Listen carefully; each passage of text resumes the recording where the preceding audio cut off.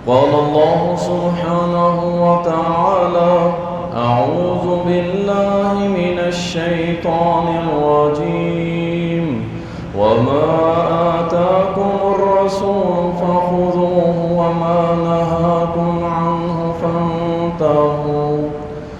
اللهم صل على محمد وعلى آل محمد كما صليت على إبراهيم وعلى آل إبراهيم إنك حميد مجيد. اللهم بارك على محمد وعلى آل محمد كما باركت على إبراهيم وعلى آل إبراهيم إنك حميد مجيد. تعریفات اللہ سبحانہ و تعالیٰ کے لیے، درود و سلام سید المرسلین، شافی محشر، ساقی کوثر، امام المجاہدین جناب محمد الرسول اللہ صلی اللہ علیہ وسلم پر بے شمار رحمتیں ہوں، صحابہ کرام رضوان اللہ علیہم اجمعین پر۔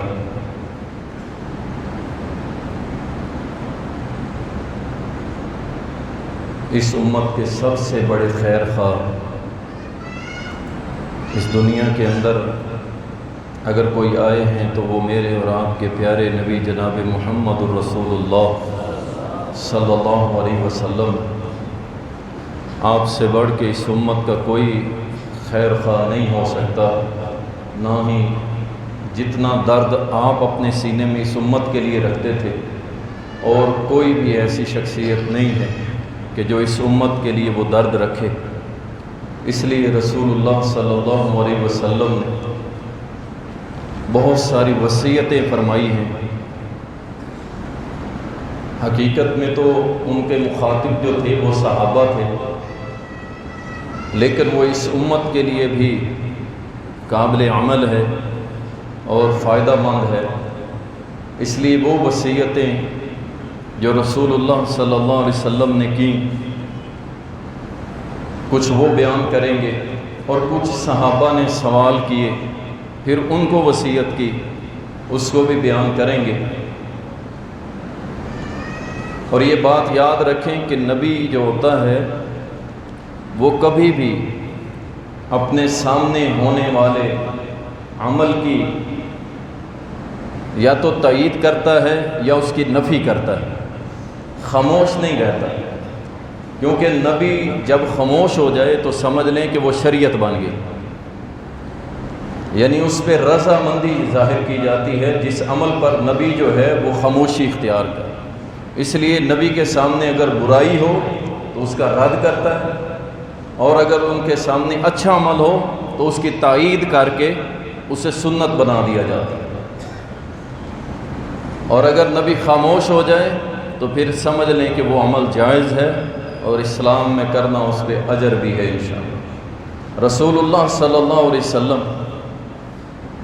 جامع ترمذی کے اندر یہ حدیث آتی ہے، سیدنا عبداللہ ابن عباس رضی اللہ تعالی عنہما روایت کرتے ہیں، کہتے ہیں میں رسول اللہ صلی اللہ علیہ وسلم کے ساتھ آپ کی سواری پہ آپ کے پیچھے بیٹھا ہوا تھا،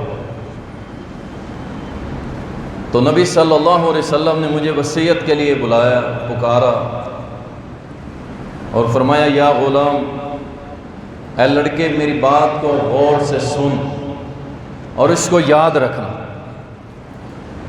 اب یہ صرف عبداللہ ابن عباس کے لیے نہیں، میرے اور آپ کے لیے بھی۔ آپ نے ان چیزوں کو غور سے سننا اور انشاءاللہ اس پہ عمل بھی کرنا۔ صرف جمعہ سن کے چلے نہیں جانا، بلکہ آپ نے ان وصیتوں پہ عمل کرنا ہے۔ انشاءاللہ دنیا اور آخرت میرا رب سنوار دے گا۔ نبی علیہ السلام نے فرمایا لڑکے میری بات کو غور سے سن اور اس کو یاد رکھنا۔ سب سے پہلی نصیحت جو نبی علیہ السلام نے فرمایا تو اللہ کے احکامات کی حفاظت کر، اللہ تیری حفاظت کرے۔ یہ بہت بڑی بات ہے جو آگے حدیث میں اسی میں بیان کر دی گئی۔ سب سے پہلے فرمایا اے لڑکے اللہ کے احکامات کی حفاظت کر، اللہ تیری حفاظت کرے گا۔ کیا مطلب؟ جن کاموں کا اللہ نے تجھے حکم دیا ہے ان کو بجا لا، اور جن سے منع کیا ہے رک جا، تو اللہ تیری حفاظت کرے گا۔ جہاں تجھے پتہ بھی نہیں ہوگا تیرا دشمن تجھ پہ حملہ کرنا چاہتا ہے، وہاں تیرا رب تیری حفاظت کرے گا۔ جہاں لوگ تجھے ذلیل کرنا چاہیں گے لیکن اللہ تیری حفاظت کرتے تجھے عزتوں سے نواز دے گا۔ ہر جگہ اللہ تیری عزت کی حفاظت کرے گا، تیرا دفاع کرے گا۔ کب؟ جب آپ اللہ کے حکم کردہ کاموں پہ عمل کریں گے، اور جن کاموں سے میرے نبی نے منع کر دیا ہے، اللہ نے منع کر دیا ہے، ان کاموں سے رک جائیں گے تو انشاءاللہ اللہ آپ کی حفاظت کرے گا۔ رسول اللہ صلی اللہ علیہ وسلم نے فرمایا کہ جب اللہ تیری حفاظت کرے گا نا عبداللہ، اللہ جب تیری حفاظت کرے گا تو کیا ہوگا؟ اللہ کو ہر جگہ اپنے روبرو پائے گا، ہر جگہ۔ جہاں بھی تجھے مدد کی ضرورت ہوگی اللہ کی مدد تجھے نظر آ جائے گی۔ آج لوگ کہتے ہیں میری دعائیں قبول نہیں ہوتی، میں مشکل میں ہوں، میں دعائیں کر کر کے تھک گیا ہوں، دعائیں کروا کروا کے تھک گیا ہوں۔ لیکن دوسری طرف کیا ہوتا ہے؟ نہ وہ نماز پڑھتا ہے، نہ وہ اللہ کے حکم کو مانتا ہے، اس پہ عمل کرتا ہے، نہ اللہ کے منع کردہ کاموں سے رکتا ہے، پھر دعائیں کہاں جائیں؟ یہاں اللہ کے نبی فرما رہے ہیں تو اللہ کی حفاظت کر، اللہ تیری کرے گا۔ اور جب اللہ تیری حفاظت کرے گا پھر جہاں بھی ضرورت ہوگی اللہ کو تو سامنے پائے گا۔ یہ پہلی نصیحت نبی علیہ السلام نے۔ دوسری، نبی صلی اللہ علیہ وسلم نے فرمایا میرے بیٹے لڑکے یاد رکھ، جب بھی سوال کرنا اللہ سے کرنا، کسی اور سے سوال نہیں کرنا۔ اللہ اکبر۔ دیکھیں نبی علیہ السلام کی حدیث ہے، جو لوگوں سے مانگتا پھرتا ہے اللہ اس کے لیے اور دروازے کھولتا ہے، اور ضرورتیں وہ مانگتا ہی رہ جاتا ہے۔ جہاں تک کوشش کیا کریں کہ جہاں تک ہمت ساتھ دے کسی سے سوال نہ کریں، اللہ سے کریں۔ اور جہاں دیکھیں کہ اب میری بس ہو گئی ہے، مجھے اللہ پہ یقین ہے، لا یکلف اللہ نفسا الا وسعها، جب بندے کی بس ہوتی ہے ادھر سے اللہ کی مدد بھی آ جاتی ہے۔ فرمایا لڑکے سوال کرنا تو اللہ سے، کسی اور سے نہیں۔ آج جگہ جگہ قوالیاں لگی ہوئی ہیں، میں فلاں کے در کا سوالی، میں اجمیر کے در کا سوالی، میں معین الدین چشتی کے در کا سوالی، میں فلاں قبر والے کے در کا سوالی۔ انا للہ و انا الیہ راجعون۔ کیسا عقیدہ ہے؟ اس زندہ و جاویدہ رب کو چھوڑ کے اس فوت شدہ بزرگ کے پاس جا کے کہتا میں تیرے در کا سوالی۔ زندوں تو بڑی دور کی بات ہے، مردوں سے مانگا جا رہا ہے، اور مردے تو دور کی بات ہے، یہاں درختوں سے سوال کیے جا رہے ہیں۔ اور درختوں کی تو دور کی بات ہے، یہاں کچھوے کو اپنا بابا مانا جا رہا ہے۔ یہاں نبی علیہ السلام نے سب کی نفی کر دی، میرے بیٹے کسی سے سوال نہ کری، جب بھی سوال کی ضرورت پڑے تو کس سے کری؟ صرف اللہ سے۔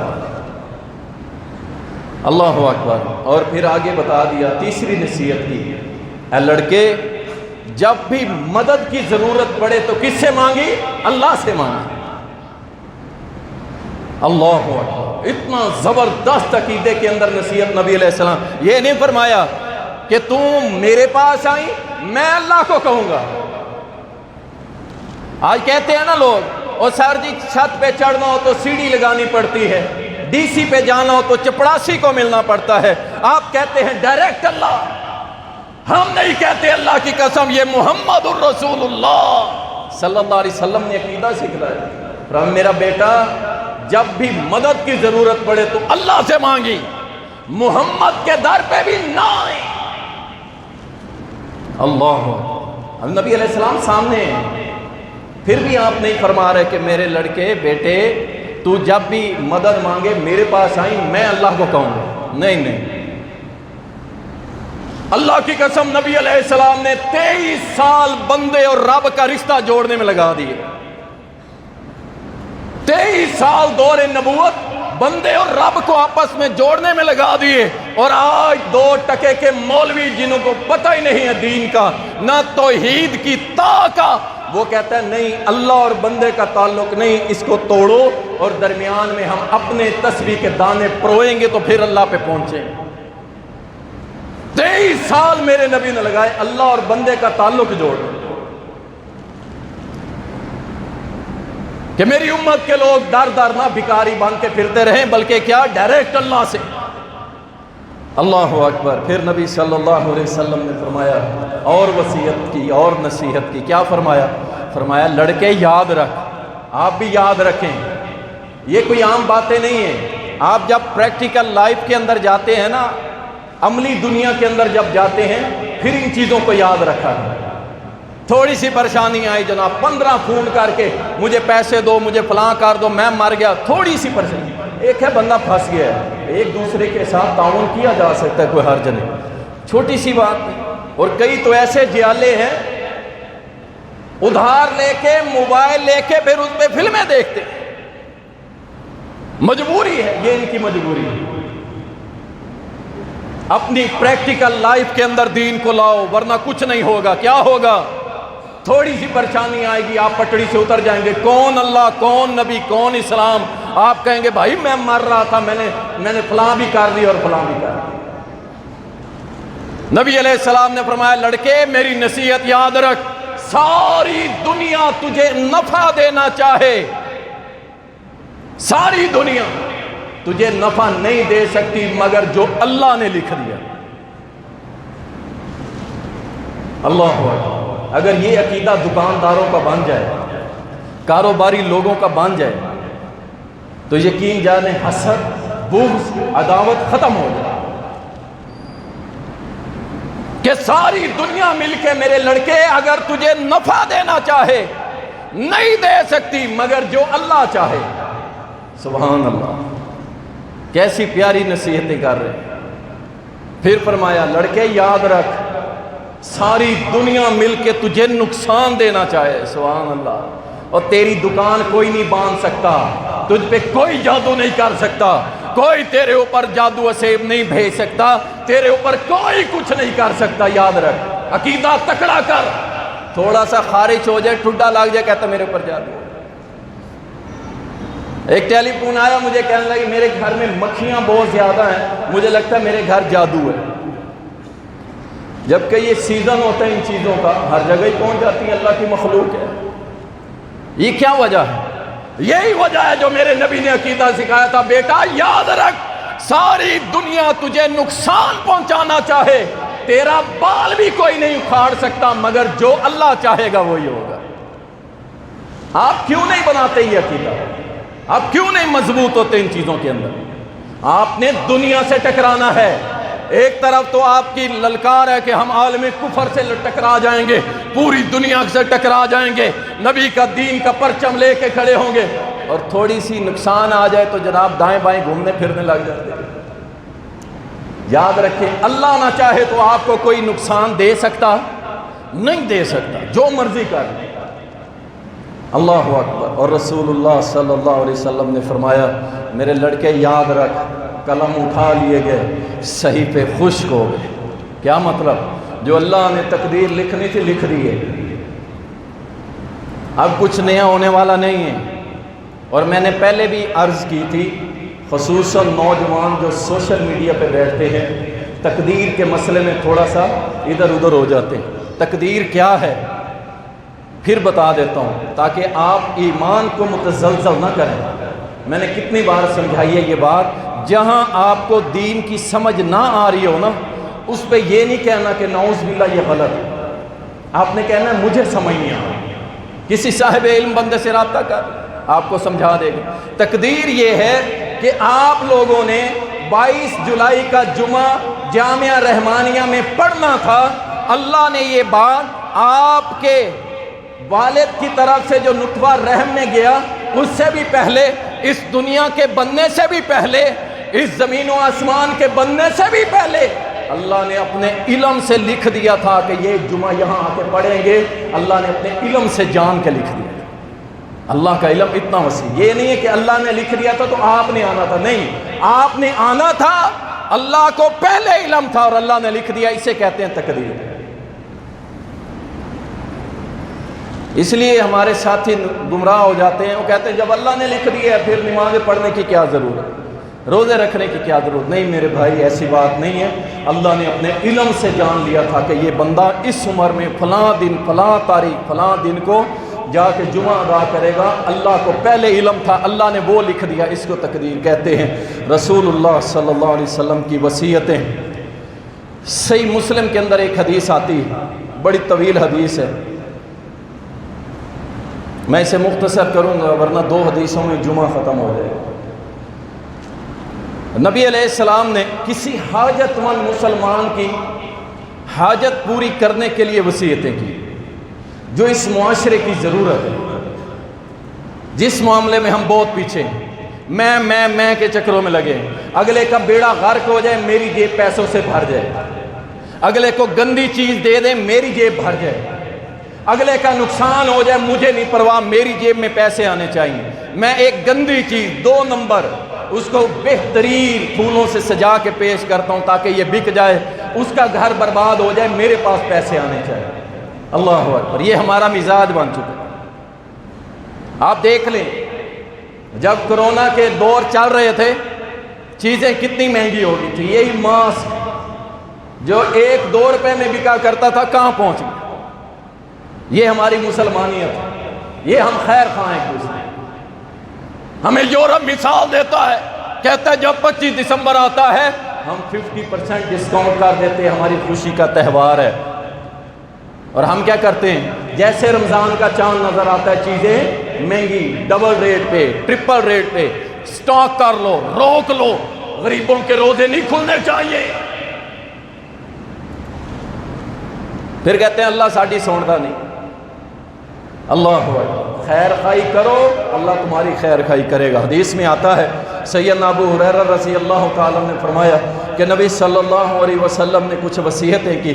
کیسی وصیتیں؟ فرمایا کہ جو دنیا کے اندر کسی مسلمان کی مصیبت کو، سختیوں کو دور کرتا ہے، اس میں مصیبت آئے اس کے ساتھ کھڑے ہو جائے۔ اگر یار آپ کے پاس پیسے نہیں ہیں کوئی مسئلہ نہیں، آپ کے پاس طاقت نہیں ہے کوئی مسئلہ نہیں، آپ اسے جا کے حوصلہ تو دے سکتے ہو۔ آپ یہ بھی نہیں کرتے بلکہ مرے ہوئے کو اور مارتے ہو، اس نے ایسا کیا ہی کیوں تھا، اس لیے تو آج اللہ کی پکڑ میں آیا ہوا ہے۔ پہلے فتویٰ لگا دیں گے اللہ کی پکڑ تو ہے اور کیا ہے، چاہے اللہ اس پہ آزمائش ڈال رہا ہو، ہم کہتے ہیں اللہ کی پکڑ میں آ۔ فرمایا جو دنیا میں کسی مسلمان کی مصیبت اور سختی کو دور کرتا ہے، اللہ سبحانہ و تعالی کل قیامت کے روز، سبحان اللہ، یہ تو دنیا ہے نا یار، کسی طرح کر لیں گے۔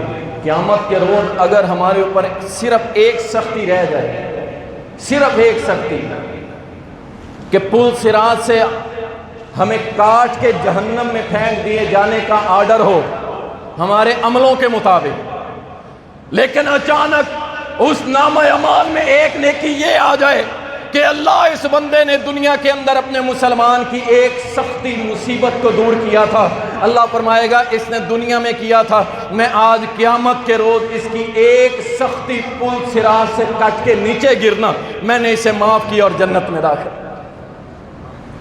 کیا یہ بارے کا سودا نہیں ہے؟ لیکن ہم مسلمان کو حوصلہ دینا، برادریوں کے، اللہ معاف کرے، برادریوں کے بت کھڑے، اور برادریوں میں اس قدر اختلاف، اگر برادری میں ایک مر رہا ہے نا، غریب ہو رہا ہے، اس بیچارے پہ آزمائش آ گئی، دوسرے خوش ہوں گے، دیکھا ہے نا، آ گیا نا یہ قابو، آ گیا نا، بڑی باتیں کرتا تھا، یہ نہیں کرے گا یار، وہ گندا ہے، میں تو نہیں، میں اس کے بعد جاؤں اور جا کے کہوں کوئی مسئلہ نہیں یار، اللہ سب پہ، اللہ حالات بھیجتا رہتا ہے، تلک الایام نداولها بین الناس، اور دنوں کا اتار چڑھاؤ آتا رہتا ہے، کچھ نہیں ہوا، جان سلامت ہے نا، اللہ اور دے دے گا۔ نہیں، ایسا مزاج نہیں ہے ہمارا، ہم کہتے ہیں یہ مر رہا ہے اسے اور مارو۔ یہ کون سی مسلمان، کس نبی سے آپ نے یہ تعلیم لی ہے، کہاں سے سیکھا ہے یہ؟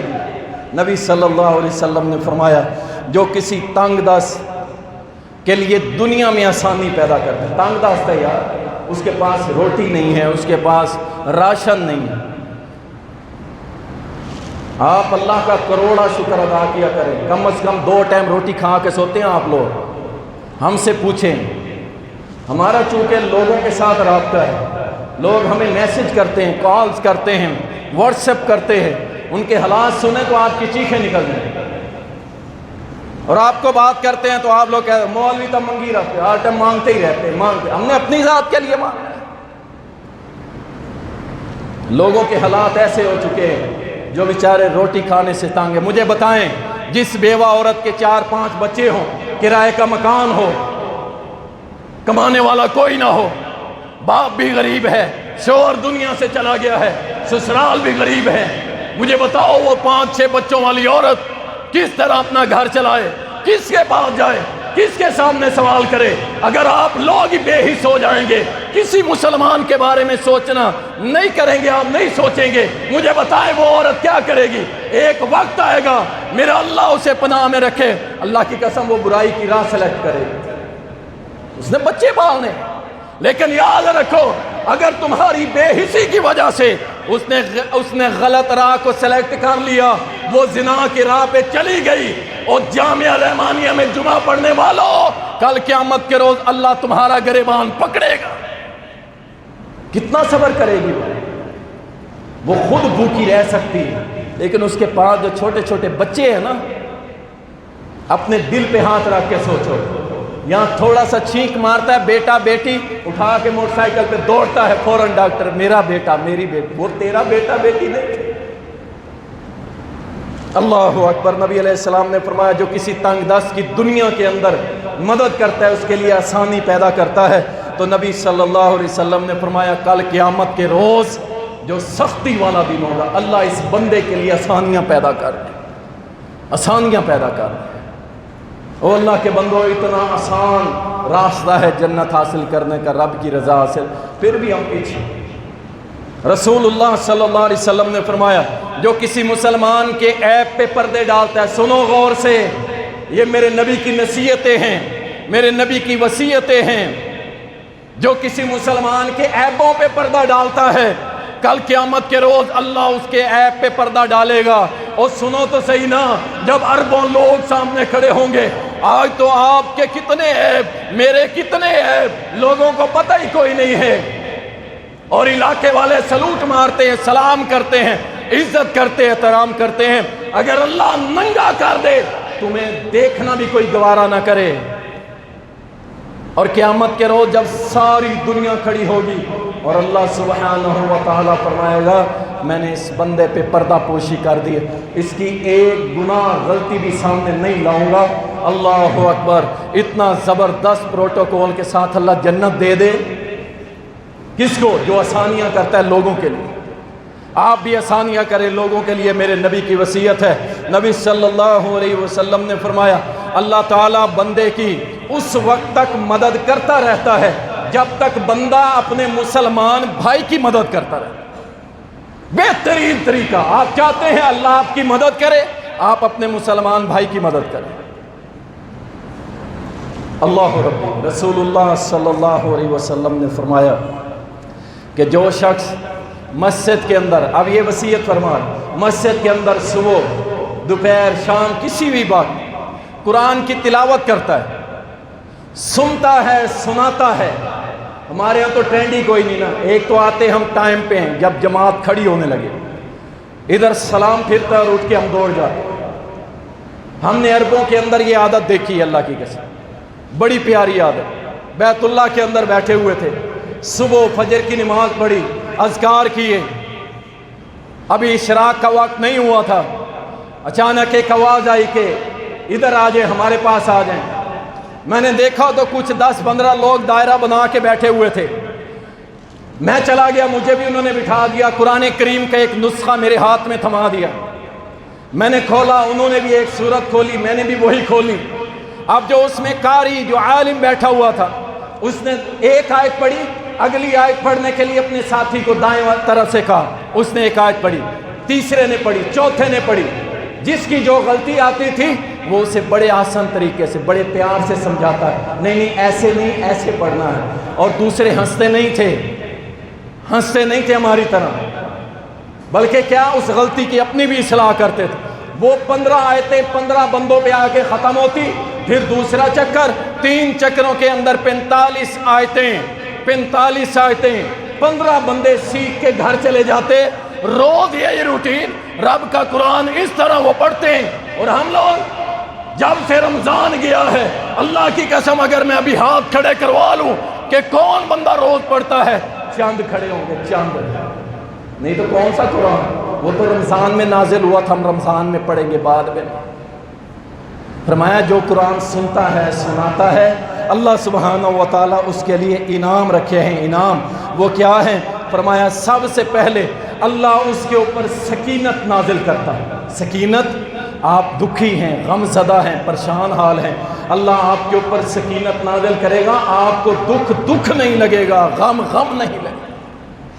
دوسرا انعام، اللہ اپنی رحمت میں لپیٹ لیتا ہے بندے کو، مکمل لپیٹ لیتا ہے۔ اور پھر اس کے بعد اس قرآن پڑھنے والے کا تذکرہ اللہ قیامت کے روز بھی کرے گا، اور اب بھی فرشتوں کے سامنے کرتا ہے، میرا بندہ میرا قرآن پڑھ۔ اللہ اکبر۔ رسول اللہ صلی اللہ علیہ وسلم نے فرمایا جس شخص نے اعمال مؤخر کر دیے اس کو اس کا نسب فائدہ نہیں دے گا۔ جملے پہ غور کرو، یہ جو کچھ پھر رہے ہمارے معاشرے میں، کہتے ہیں جی میرا نسب مجھے بڑا فائدہ دے گا، میں سید ہوں، نمازیں پڑھتا ہے نہیں، زکوٰۃ نہیں، ذکر اذکار کہتا ہے نہیں، او بھائی میں سید ہوں۔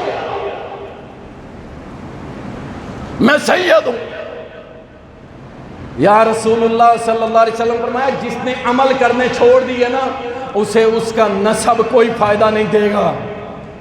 وہ سید ہے، قریشی، ہاشمی ہے، کوئی بھی ہے، میرا نبی گھر میں آئے اور اپنی بیٹی کو کہتا ہے او میری بیٹی فاطمہ بنت محمد، دنیا میں جو مجھ سے لے لے، کل قیامت کے روز میں محمد ذاتی طور پہ تیرے کسی کام نہیں آؤں گی۔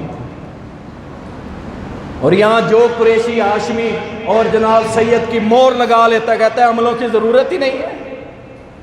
اللہ اکبر۔ رسول اللہ صلی اللہ علیہ وسلم نے ایک اور وصیت فرمائی۔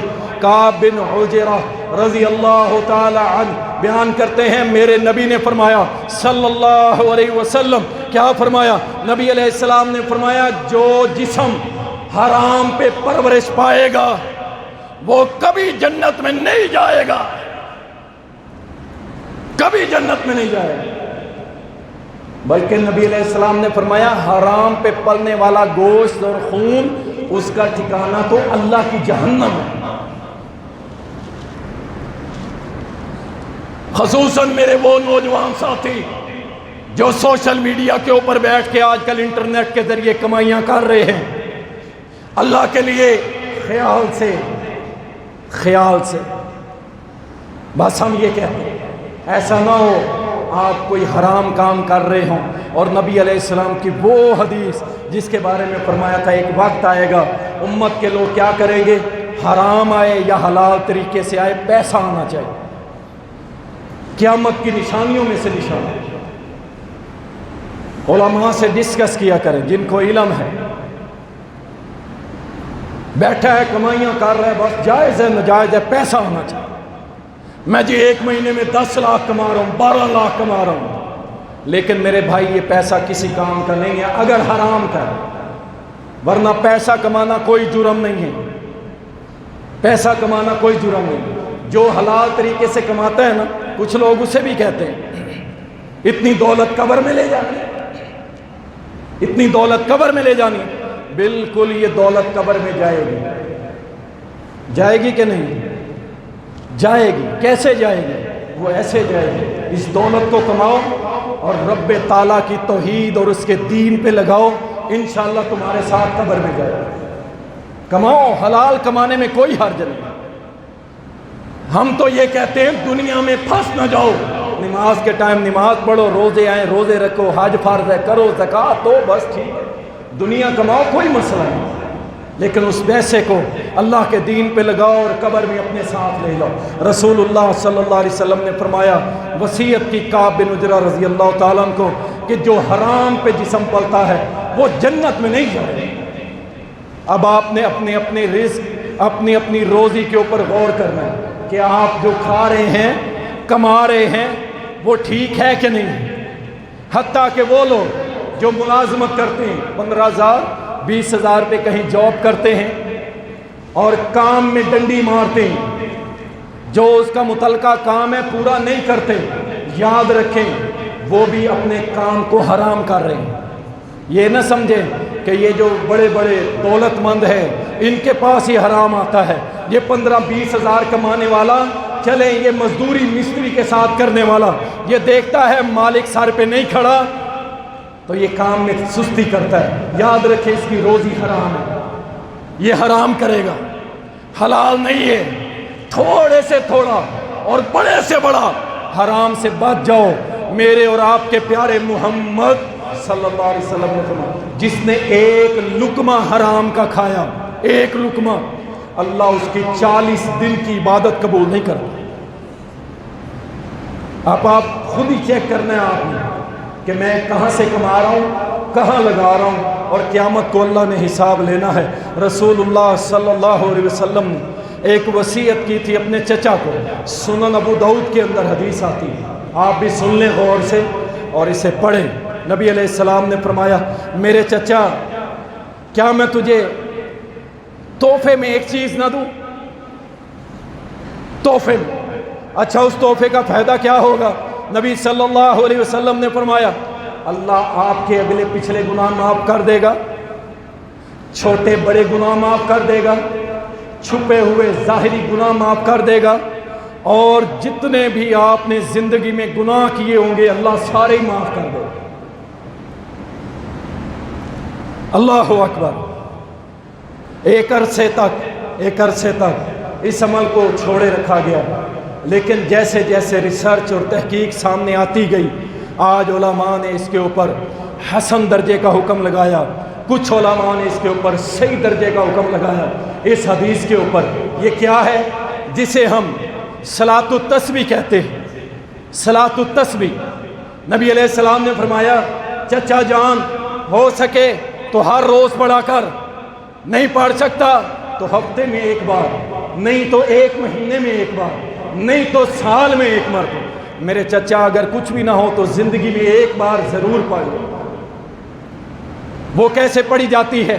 نبی صلی اللہ علیہ وسلم نے فرمایا، سب سے پہلے آپ نے 4 رکعت نماز کی نیت کرنی ہے دل سے، اور شروع کرنی ہے سبحانک اللہ پڑھ کے، سورت فاتحہ ساتھ کوئی سورت ملانی ہے، اور 15 بار پڑھنا ہے سبحان اللہ والحمد للہ ولا الہ الا اللہ واللہ اکبر، 15 بار قیام میں۔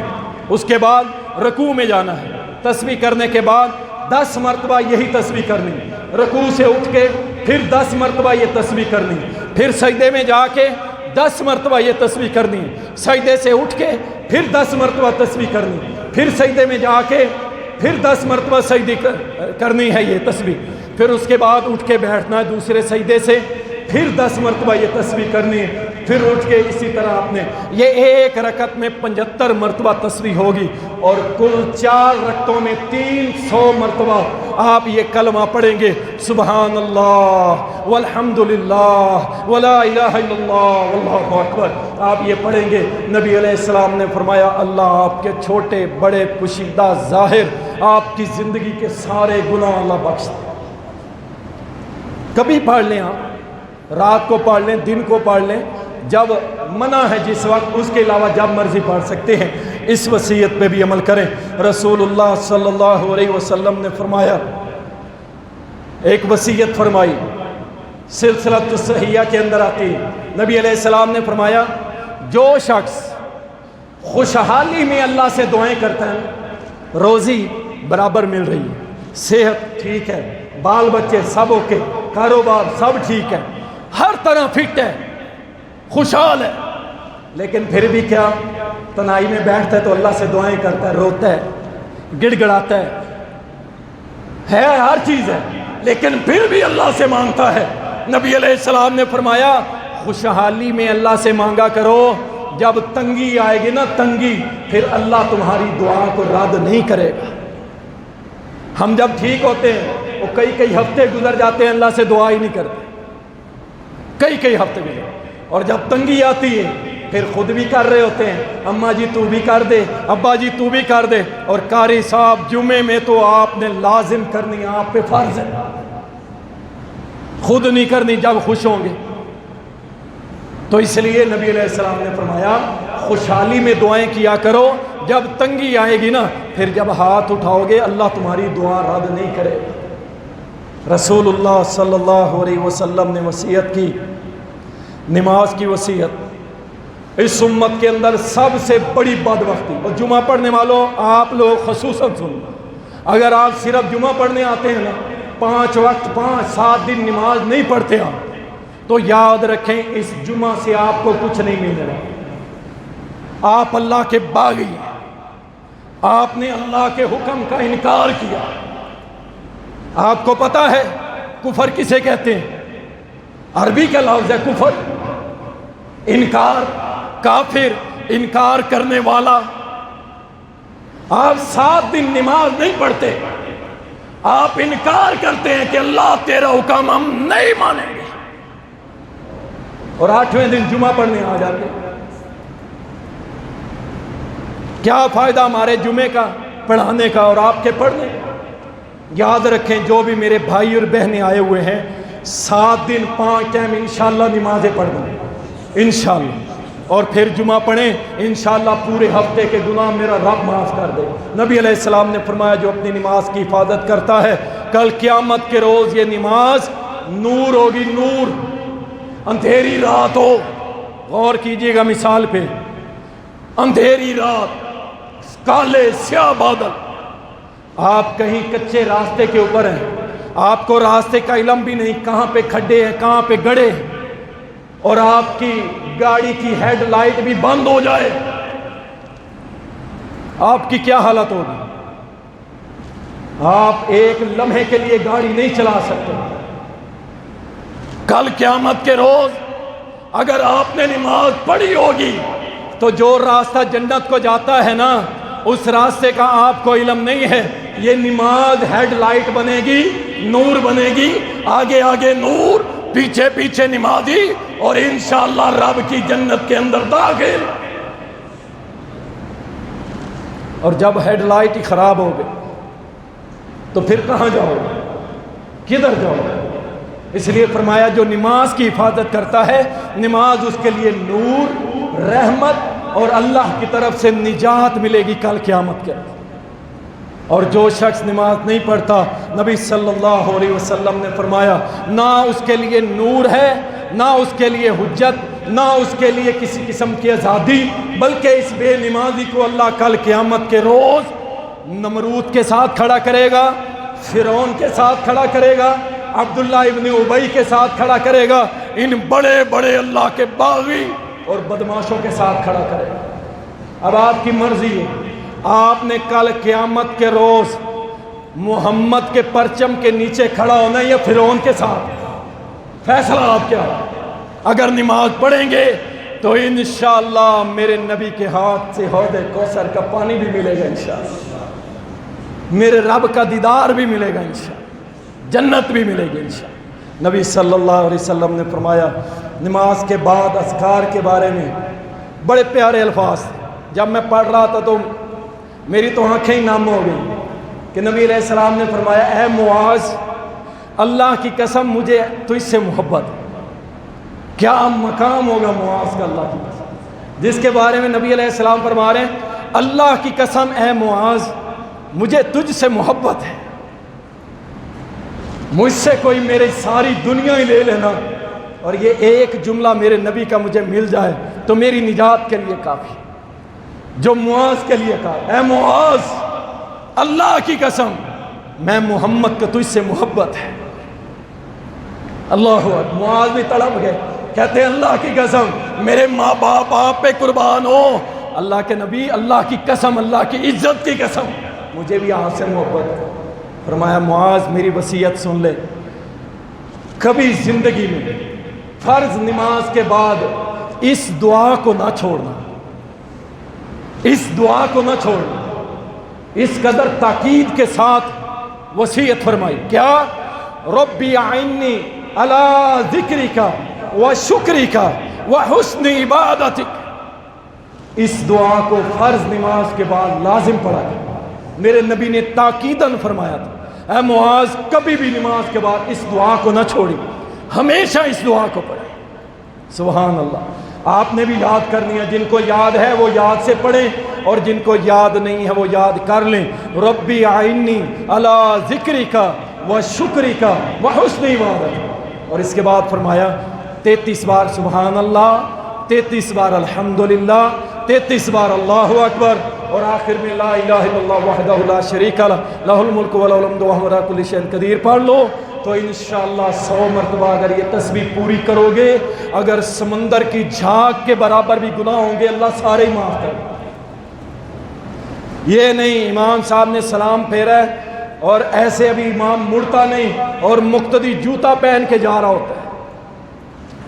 اللہ رسول اللہ صلی اللہ علیہ وسلم نے فرمایا، نماز کے اندر ادھر ادھر جو جھانکتے ہیں نا، نظریں دوڑاتے ہیں، ان کو وصیت کی۔ سید انس کہتے ہیں میری عادت تھی، میں نماز میں ادھر ادھر دیکھتا تھا، میرے نبی نے وصیت کی، میرا بیٹا نماز میں جو ادھر ادھر دیکھتا ہے اللہ اس کو ہلاک کر دیتا ہے، اللہ اس کو برباد کر دیتا ہے۔ آپ اندازہ کریں یہ کتنا بڑا ہلاکت کی بات ہے کہ اللہ اس کو ہلاک کر دیتا ہے جو نماز میں ادھر ادھر دیکھتا ہے۔ نماز کے اندر کہاں دیکھنا ہے؟ سجدے والی جگہ۔ جب آپ تشہد میں بیٹھیں یہ انگلی حرکت کرتی ہے، اس پہ نظر رکھیں، اور جب باقی نماز میں آپ نے اپنی نظر سجدے والی جگہ پہ رکھنی ہے۔ نبی صلی اللہ علیہ وسلم نے فرمایا سورۃ البقرہ کی آخری دو آیتیں نبی علیہ السلام نے فرمایا اسے خود بھی یاد کرو، اپنے بچوں کو بھی یاد کراؤ، اپنی بیویوں کو بھی یاد کراؤ۔ یہ اتنی قیمتی آیتیں ہیں، اللہ نے اپنے عرش کے نیچے جو خزانے ہیں نا، ان خزانوں میں سے نکال کے اللہ نے مجھے یہ 2 آیتیں تحفے میں دی۔ خود بھی پڑھو، اپنے بچوں کو بھی یاد کراؤ، اپنے گھر والوں کو بھی۔ یہ میرے نبی کی وصیت ہے، اور یقین کریں یہ اتنی پاورفل آیتیں ہیں۔ جو لوگ کہتے ہیں رات سویا ہوا میں ڈر جاتا ہوں، میرا جسم لکڑی کا ہو جاتا ہے، میری زبان لکڑی کی ہو جاتی ہے، میں حرکت نہیں کر سکتا، میرے اوپر ایسے لگتا ہے کوئی چیز بیٹھ گئی ہے، یا کوئی بچہ ڈرتا ہے، اگر بچہ ہے پڑھنے کے قابل نہیں ہے، اس 2 آیتوں کو اونچی آواز سے اس کے کان میں پڑھ دے، انشاءاللہ بچہ کبھی نہیں ڈرے گا۔ اور جو بڑا ہے، عورت ہے یا مرد، رات کو سونے سے پہلے اونچی آواز سے، اتنی اونچی کہ اس کے اپنے کانوں میں پڑے، 1 مرتبہ پڑھ لے یا 2 مرتبہ پڑھ لے، انشاءاللہ کبھی زندگی کے اندر رات سوتے ہوئے ڈر نہیں لگے گا۔ اللہ کی طرف سے پہرے دار آ جاتا۔ اور کب ڈر لگے گا؟ جب اذانیں ہو جائیں گی اور آپ سوئے رہیں گے نا، پھر اللہ ڈرائے گا آپ کو، پھر ڈرائے گا۔ اکثر ساتھی کہتے ہیں میں سویا سویا ڈر گیا، ٹائم کیا تھا؟ پھر بتاتے نہیں، کیوں؟ نماز کا ٹائم تھا اور یہ سویا ہوا تھا۔